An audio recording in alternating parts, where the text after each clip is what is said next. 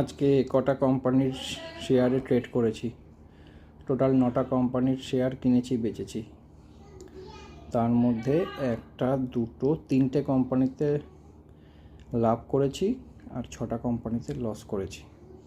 যে কটা company, maximum কোম্পানিতেই loss করেছি, কিন্তু যে কটা কোম্পানিতে লস করেছি সেই কটা কোম্পানিতে স্টপ লস ছিল।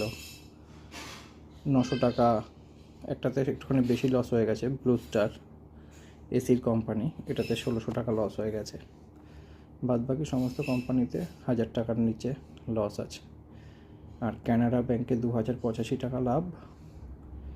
HCL টেক আইটি কোম্পানি, এটাতে লাভ কিছু হয়নি অ্যাকচুয়ালি। আর ওয়ারি এনার্জি, এটা সোলার কোম্পানি, বাড়ির ছাদে সোলার টোলার ইনস্টল করে।